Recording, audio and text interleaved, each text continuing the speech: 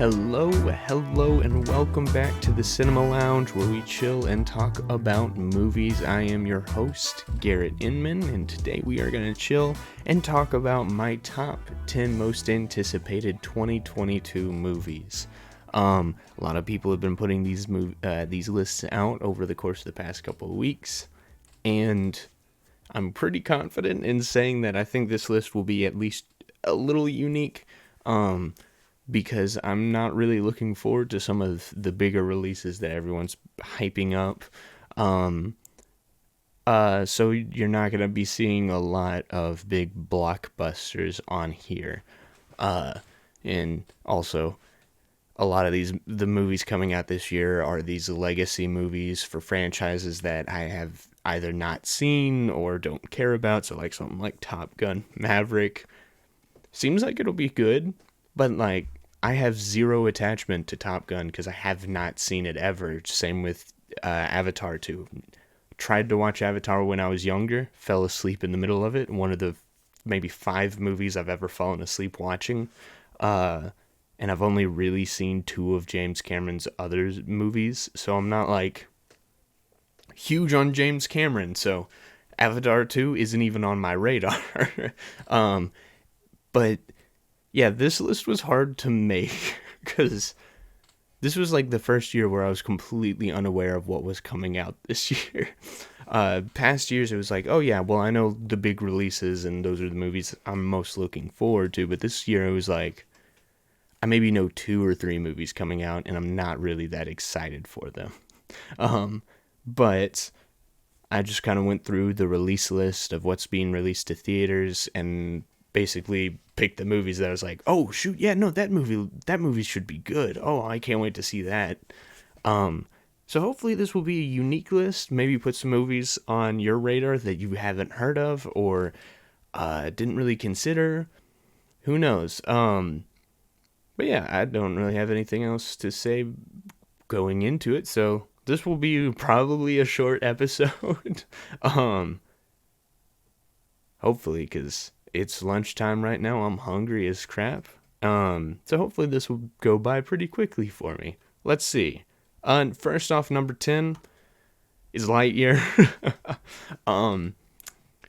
It wasn't really on my radar at all until they dropped the trailer for it, and that trailer has been on repeat for me, mostly because the David Bowie music as the soundtrack is really good. It fits really well for the themes in which it seems to be going for, and the vibe, the visuals, as always with Pixar, are fantastic. The just sprawling space imagery looks really good. Toy Story is one of my favorite Pixar movies, one of my favorite franchises of all time, so I'm excited to see what they're gonna...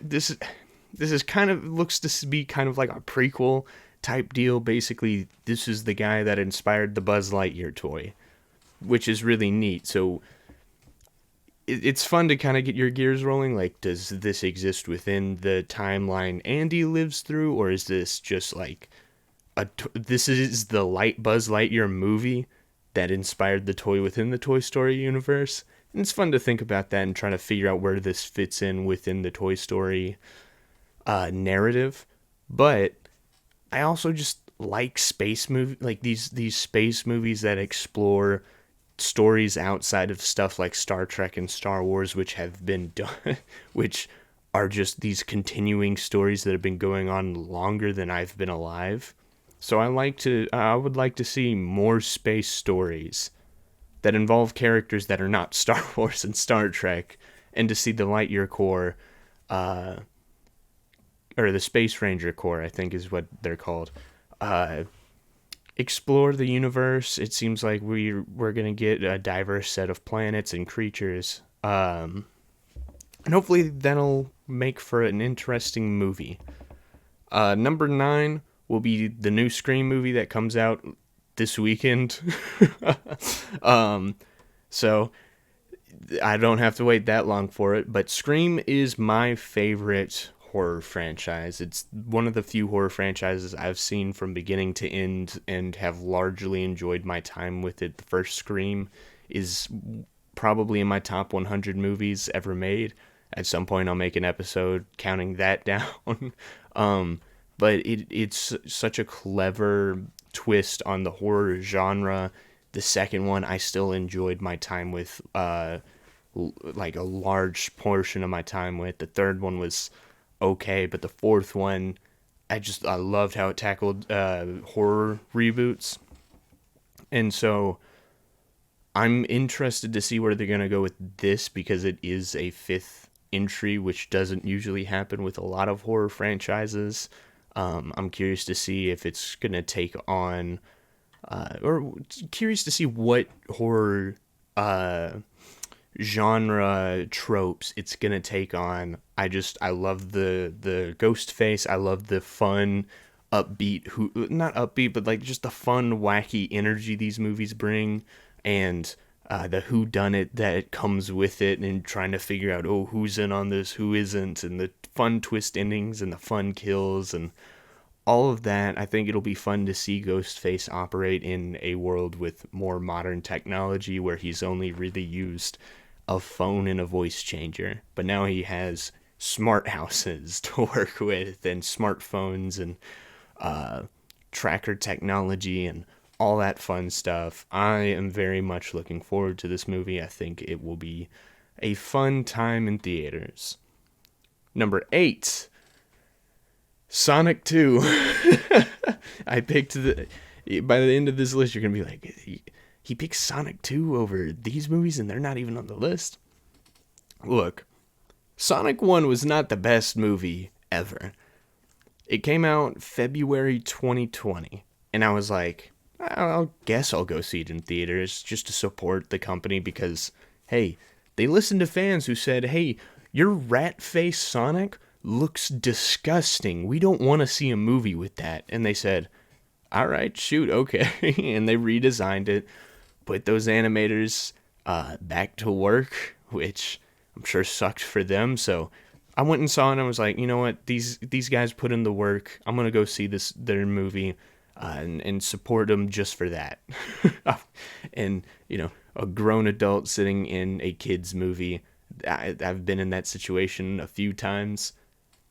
It's always a weird feeling, but usually, this time, around the time the movie came out, no one was in theaters, so I was pretty much the only person. And surprisingly, I had a really fun time with it. Like, I was expecting the movie to suck. I was like, this will be like Hop or, just some dumb road trip movie. It won't feel like Sonic at all. And yes, the road trip stuff is just weird and it doesn't really fit as a Sonic story. But everything else I had a blast with. The action, the animation, Jim Carrey as an Eggman, Dr. Robotnik. It was all so fun, and I had a great time, and I ended up coming off it more positively because I expected it to suck. And so this trailer, the trailer for Sonic 2 came out, and it looks like they're going to keep up that energy. They're going to introduce Knuckles and Tails into the mix, maybe reduce James Marsden's screen time. Nothing against him, but dude really needs to stop starring in movies where he is accompanied by a 3D animated furry creature.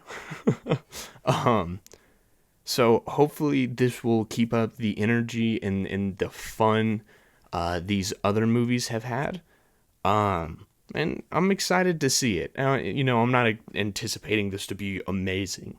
I just think this will be a fun time in theaters. Number 7, The Batman. This has topped everybody else's list. And then I have this thing at number 7. And that's for a couple of reasons. First off, this is one of 2 superhero movies on my list. I'm feeling the superhero burnout a little bit, especially when it comes from the main 2. I'm more looking forward to stuff that's like Invincible or The Boys, stuff where it's these fringe superhero ideas where they use kind of similar looking heroes to explore far different and more interesting stories, whereas the more blockbuster Marvel and DC stuff kind of feels like more of the same. DC seems to be trying new stuff, but then it's like one step forward, two steps back. They try something fun with Birds of Prey, but then it's not that great of a movie. They have Shazam, but then they're like, we're gonna like put him on the back burner for a while. You know, they make a really fun movie with Aquaman, but then the whole Amber Heard thing happens, which is why that movie's not on my list. Because, I mean, that's a whole can of worms, but I have a feeling Aquaman 2 is not going to make a lot of money in the theaters. That's all I'm going to say. But this movie, the reason this movie's on the list is because, couple reasons. Batman's my second favorite superhero of all time, right behind Spider-Man, which, you know, it's a little blasphemous for me to say and not have seen the new Spider-Man movie, but that's just kind of how life works out for me sometimes. Actually, I would say Batman's my third favorite. It would go Spider-Man, Moon Knight, then Batman. Batman is just such a great character. I think it's really hard to do him wrong. You have to try to do him wrong, like Joel Schumacher did twice. He was shooting for more like a 60s era Batman, and I guess I like the idea of trying to bring in some of those characters to redeem them or whatever. So we have the Riddler, who is a fantastic villain, and it's interesting to see them do the Zodiac Killer thing with him. Catwoman does feel like she's being overplayed. She's been in every incarnation or every cinematic Batman series, and she's getting so much screen time on TV shows and direct-to-DVD movies and video games, and it's like, we're getting a little too much Catwoman. Catwoman's not really one of my favorite Batman villains. Really, the only interesting thing is that she kind of exists in this gray. But yeah, the movie looks good.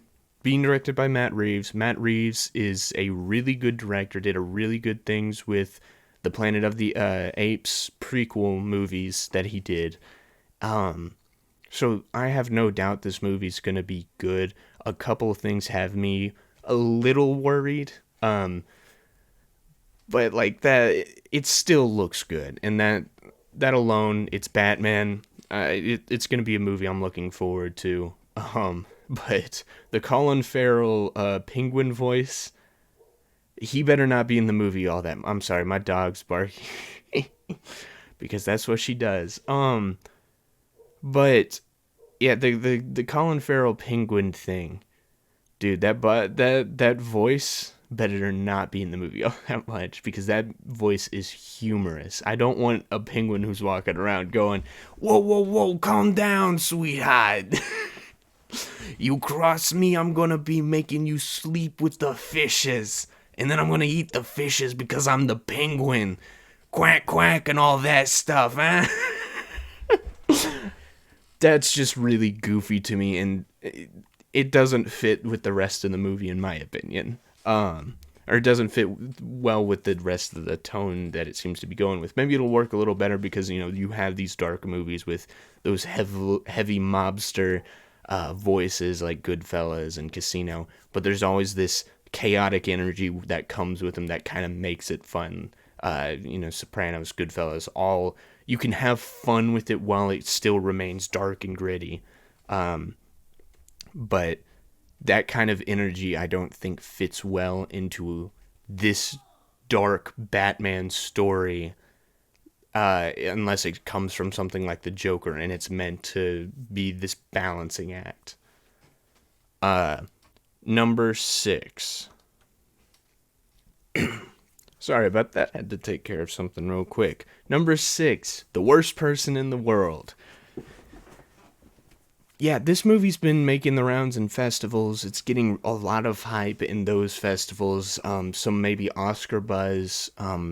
This is topped many critics' favorite lists from last year, even though it technically comes out this year. That's why this is on the list. I pay attention to the festival circuit and just basically go, all right, what are the movies that critics are raving about? Those are the movies that are on my radar. So Worst Person in the World and Drive My Car were the two that topped it. I think Drive My Car technically came out last year to limited theaters, and I just missed it because it didn't release anywhere near me. But hopefully that doesn't happen with this movie because I've heard really good things about it, and I'm excited to check it out. Next, number 5, Everything Everywhere All at Once. The reason this thing is so high is because the trailer came out like early December, late November, I believe, and it has been my most watched trailer of the year. Just the story and the premise and the cinematography and the ideas that are just present throughout the trailer just immediately grabbed me. Michelle Yeoh is a great actress. And just this idea of this lady having to work alongside people from different universes from her, all of whom seem to just be normal people, just seems super fun and super interesting, where it has these vastly different worlds that have different aspect ratios, different film styles, different genres. This is what a multiverse movie, it looks like it should be what a multiverse movie should be. And while I am someone who is kind of already sick and tired of the multiverse stuff, because as a concept, the multiverse doesn't particularly interest me, because it feels like an open, like a doorway to just be lazy, because it's just like, oh well, it's a different universe, so we'll just throw this crap in there. And it for me at least, it doesn't feel like it produces creative ideas. But this movie seems like it'll be something that explores the multiverse in a very fun and creative way, something like what Into the Spider-Verse did. And this is the only multiverse movie I'm looking forward to this year. Number 4, Mission Impossible 7. I think it might still be filming. I'm not entirely sure, but it's slated to come out later this year. Mission Impossible has been a very consistently good movie. I've only really disliked one. I watched through them all last summer, I believe. And I had a fun time with each one of them. I have every single one on Blu-ray. And they were just so good. Each movie just amps up the action, has these different stunts that are just visual spectacles. I mean, I have a little still here of Tom Cruise on a moving train fighting guys, and they're filming it. So this movie's obviously going to shoot for the moon. Maybe not literally, they're probably going to save that for another Mission Impossible movie, but these movies are reliable entertainment that produces really good action, and it has been my favorite action franchise, at least in the past 20 years. Number 3, The Unbearable Weight of Massive Talent. The only reason it is so high is because it's literally just a movie about Nicolas Cage being Nicolas Cage, going full Nicolas Cage, and Pedro Pascal as a Nicolas Cage fanboy. This movie should be the most Nicolas Cage movie that ever exists. Because you had something like Pig last year where he turns in a really good, serious performance. But this is why we like Nick Cage. This is what we looked forward to in stuff like Willy's Wonderland and some of his recent ventures. We want Nicolas Cage as he was in Mandy or Vampire's Kiss or Wicker Man. Just going full on ham, being just the wildest Nick Cage he can be. And I cannot wait. If this movie is boring, I will shoot myself. Not literally, but like This movie, just the basic premise alone, this movie cannot be bad. I do not think I will hate this movie. I'm not going in with like extraordinarily high expectations and going, this movie's going to be the greatest comedy of the. No, I just want to have fun. And this movie looks like it will be the most fun I will have in theaters this year. And if it is not, I'm going to get very depressed and rant about it on my podcast. Number 2, The Northmen. Robert Eggers is 2 for 2 in my book. The Vivitch, or, well, The Witch, but it looks like 2 V's, so I call it The Vivitch. The Vivitch is a brilliant horror movie that takes place during colonial times, where, you burn witches and all that. And The Lighthouse was a fantastic kind of island horror movie that's more psychologically driven. He does a really good job with these period piece horror movies, and I think The Northman will just it will be great. This movie, I don't see it not being in my top 10 a year from now. This movie is going to be great. I can't wait to see it. Great cast: Anya Taylor-Joy, Alexander Skarsgård, and some other guys. Vikings are really cool, and I can't wait to see how Robert Eggers approaches this. I'm very excited. The trailer was also very good. And number 1, if you know me at all, this was no doubt. Into the Spider-Verse 2 is my most anticipated movie of this year, mostly because I freaking loved the first one.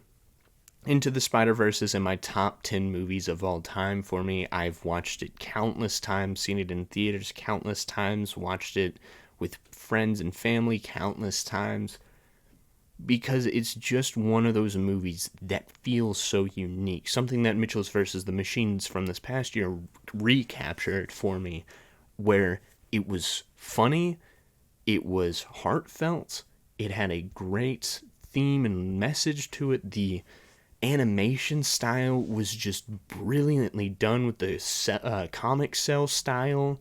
Our main characters were really good in the movie, and you got to feel inspired by the end of it.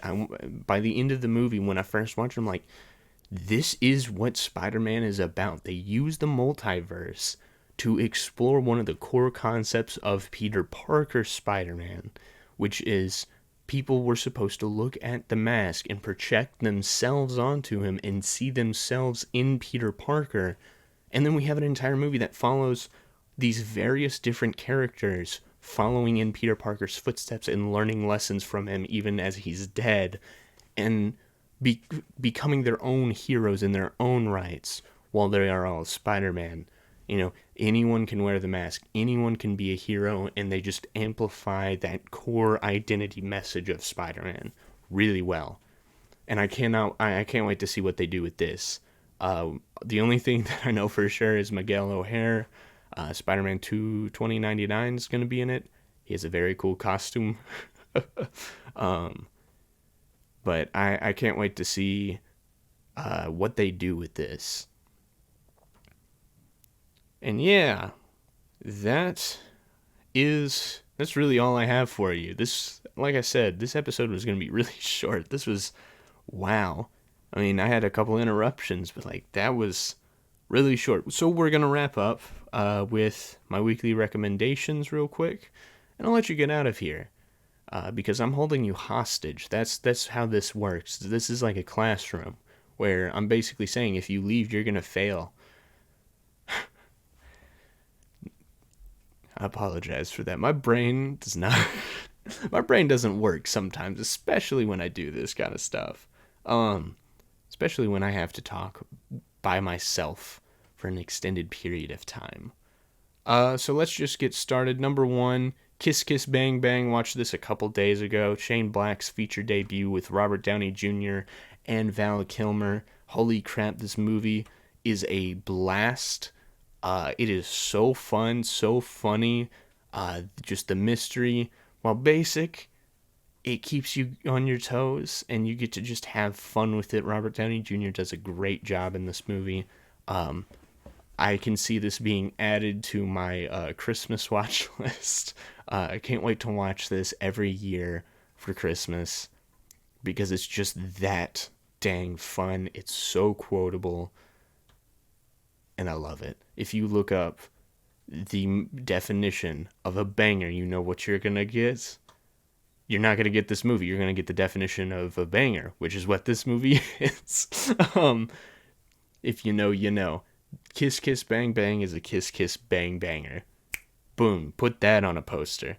Number 2, or my second recommendation of the week, is Primal. It is Adult Swim's original animated series from Genndy Tartakovsky, who I believe did Samurai Jack. So he's very well versed in the animation space, very popular in the animation space. And this season that came out in 2 parts, one in 2019 and one in 2020. They have a new season coming out later this year.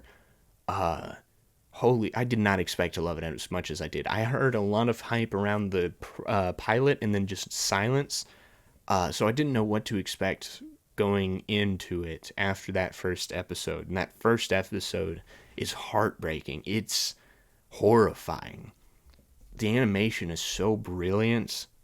The fact that they're able to do a full season with 0 dialogue, it's all visual storytelling, is just the perfect way to utilize the animated film medium, and it's done so well. Each episode is a little vignette with these different tones. Some of them are just dark and scary, some of them are heartfelt and almost cried a couple times, and then some of them are just these action-packed brawls where you're just rooting for there's literally an episode where at the end of it, Spear, who's the caveman, and Fang, who's the T-Rex, they team up and basically just travel across this primal landscape together. There's an episode that ends with them just yelling like this victory screech, and I'm sitting there yelling right along with them. I got so invested in the journey of a T-Rex and a caveman, and that last episode, for me at least, put so much into context, and it raised so many questions of what we just watched, where it seems meaningless each episode, where it's just like a singular vignette that's just kind of like, well, we'll do this type of story now.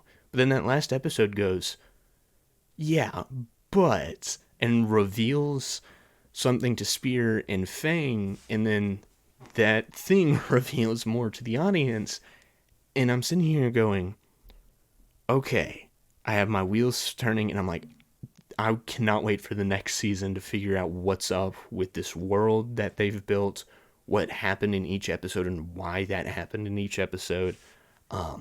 It's a brilliant animated series, and I cannot recommend it enough. And my third recommendation for the week is Ikiru, from Akira Kurosawa, who did Seven Samurai, one of my favorite movies of all time. This movie is kind of similar to It's a Wonderful Life in terms of it explores the meaning of life and what gives us joy in life. This is about a bureaucrat who gets stomach cancer and decides to seek for meaning in his life, as he has spent most of it as a mindless bureaucrat, making people's lives hard. And there's just so many good scenes where characters are talking about the meaning of life and trying to figure out why people do what they do, or why people do good, and what spurs us on. And only in the face of death do we truly understand life. Which sounds very depressing, but within the context of the movie, it's one of the most wholesome things I've seen. And I don't really want to get too much into it, because it is one of those movies you kind of just need to experience for yourself and allow yourself to get wrapped up in the emotions and the story of what's happening. And that's going to be it. That's all I have for you today on the Cinema Lounge podcast. So we're going to wrap it up. This has been the Cinema Lounge podcast, where we chilled and we talked about my 10 most anticipated movies of 2020. Let me know what you're anticipated for this year. I know I didn't have any MCU stuff on there, because frankly, none of the MCU stuff kind of interests me this year. I have my own individual problems with what's happening with each movie, and why I'm just not super interested in it. But let me know why I'm wrong, because I'm always wrong, and that's how I am. But yeah, let me know what you're anticipated for this year in the comments below. If you're watching on YouTube, subscribe, press the like button. If you're watching on Rumble, subscribe there, press the Rumble button. And if you're listening on any audio platforms, follow us there, Spotify, Apple Podcasts, wherever you listen to podcasts. Give us a 5-star rating if you can, because that is much appreciated. And yeah, that's about all I have for you today. Hope you guys have a great week. And always remember, be good to people, have a good year. This year will be great if you make it great. Boom, inspirational. Love you all.